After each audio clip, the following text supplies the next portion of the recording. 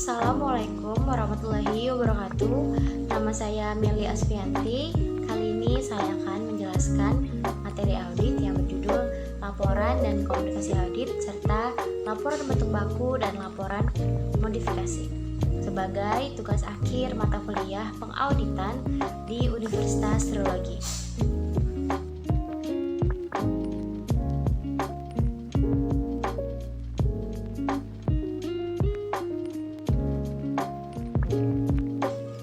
Laporan audit adalah media formal yang digunakan oleh auditor dalam mengomunikasikan kepada pihak yang berkepentingan tentang kesimpulan atas laporan keuangan yang diaudit. Dalam menerbitkan laporan audit, auditor harus memenuhi 4 standar pelaporan yang ditetapkan dalam standar auditing yang berlaku umum. Dalam laporan tersebut, auditor menyatakan pendapatnya mengenai kewajaran laporan keuangan auditan.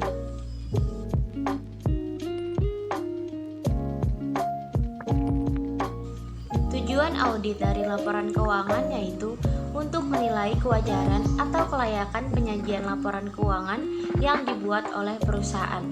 Adapun kelayakan dan kewajaran ini mengacu pada prinsip akuntansi yang berlaku umum dan selanjutnya atas penilaian tersebut akan tercermin pada opini audit.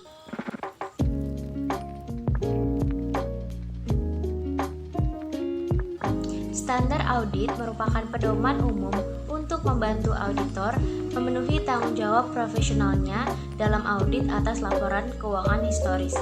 Standar audit yang telah ditetapkan dan disahkan oleh Institut Akuntan Publik Indonesia atau IAPI terdiri atas 10 standar yang dikelompokkan menjadi 3 kelompok besar, yaitu yang pertama ada standar umum. Audit harus dilaksanakan oleh seorang auditor yang memiliki keahlian dan pelatihan teknis yang memadai. Selanjutnya, audit harus mempertahankan independensi dalam sikap mental. Kompetisi saja tidak mencukupi. Auditor juga harus bebas dari pengaruh klien dalam melaksanakan audit serta dalam melaporkan temuan-temuannya. Selanjutnya, auditor wajib menggunakan keahlian profesionalnya dalam menjalani tugas. Yang kedua, ada standar lapangan. Seluruh pekerjaan audit dapat direncanakan dengan sebaik-baiknya. Selanjutnya, pemahaman yang memadai atas pengendalian intern. Selanjutnya, bukti audit yang kompeten dapat memberikan pernyataan pendapat atas laporan keuangan yang diaudit. Yang ketiga, ada standar pelaporan. Laporan keuangan yang telah disusun sesuai dengan prinsip akuntansi yang berlaku umum. Selanjutnya, hasil laporan audit harus menunjukkan konsistenan.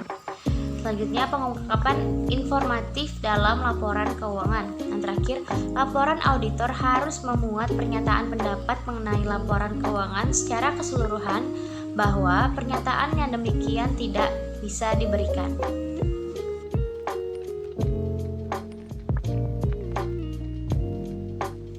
Independensi merupakan satu komponen etika yang harus dijaga oleh akuntan publik. Independensi berarti auditor harus jujur, tidak mudah dipengaruhi dan tidak memihak kepentingan siapapun. Karena auditor tersebut melakukan pekerjaannya untuk kepentingan umum. Sikap mental independen tersebut meliputi independen dalam fakta maupun independen dalam penampilan. Independen dalam fakta adalah independen dalam diri auditor, yaitu kemampuan auditor untuk bersikap bebas, jujur, dan objektif dalam melakukan penugasan audit. Selanjutnya ada independen dalam penampilan adalah independen yang dipandang dari pihak-pihak yang berkepentingan terhadap entitas yang diaudit, yang mengetahui hubungan antara auditor dengan kliennya.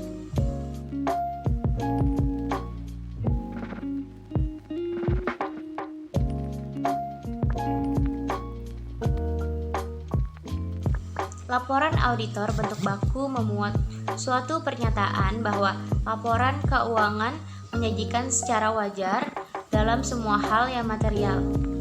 Posisi keuangan suatu entitas, hasil usaha, dan arus kas sesuai dengan prinsip akuntansi yang berlaku umum di Indonesia.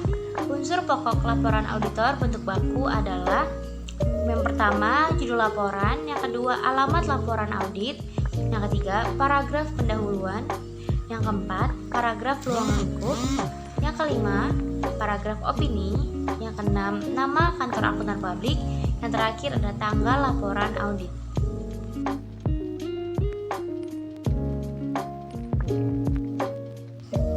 Opini wajar tanpa pengecualian dapat dimodifikasi menjadi opini wajar tanpa pengecualian dengan paragraf penjelas.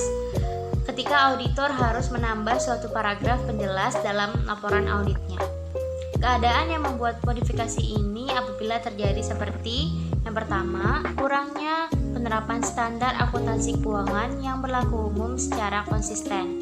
Yang kedua, keraguan substansial dan asumsi keberlanjutan atau going concern entitas.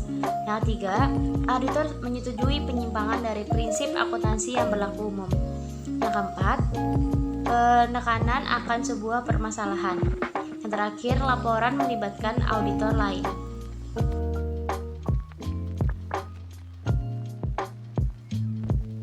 Opini wajar tanpa pengecualian diberikan oleh auditor jika auditor tidak menemukan kesalahan yang material secara keseluruhan dari laporan keuangan dan laporan keuangan dibuat sesuai dengan prinsip akuntansi yang berlaku SAK. Dengan kata lain, laporan keuangan akan mendapat opini wajar tanpa pengecualian jika memenuhi kondisi seperti berikut. Yang pertama, laporan keuangan lengkap. Yang kedua, bukti audit yang dibutuhkan lengkap. Yang ketiga, standar umum telah diikuti sepenuhnya dalam perikatan kerja. Yang keempat, laporan keuangan disajikan sesuai dengan prinsip akuntansi yang berlaku dan konsisten. Yang terakhir, tidak terdapat ketidakpastian yang cukup berarti mengenai perkembangan di masa depan atau going concern. Opini wajar dengan pengecualian, artinya laporan keuangan dapat diandalkan, tetapi masih ada beberapa masalah atau pos yang dikecualikan agar tidak salah dalam mengambil keputusan. Laporan keuangan akan mendapat opini wajar dengan pengecualian jika memenuhi kondisi seperti berikut. Auditor tidak memperoleh bukti yang cukup dan tepat yang mendasari opini.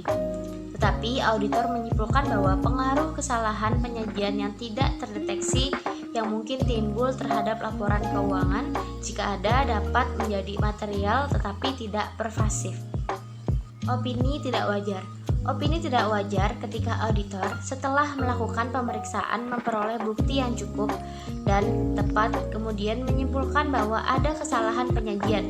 Artinya laporan keuangan tidak disajikan sesuai dengan standar akuntansi atau ada kesalahan material dalam laporan keuangan tersebut. Opini tidak memberikan pendapat. Opini tidak menyatakan pendapat diberikan auditor ketika auditor tidak memperoleh bukti yang cukup dan tepat untuk mendasari opini. Dan auditor tidak menyimpulkan bahwa pengaruh kesalahan penyajian material yang tidak terdeteksi yang mungkin timbul terhadap laporan keuangan. Jika ada, dapat bersifat material dan pervasif. Sekian materi yang saya sampaikan, semoga bermanfaat. Jangan lupa like, share, comment, and subscribe. Bye-bye. Assalamualaikum warahmatullahi wabarakatuh.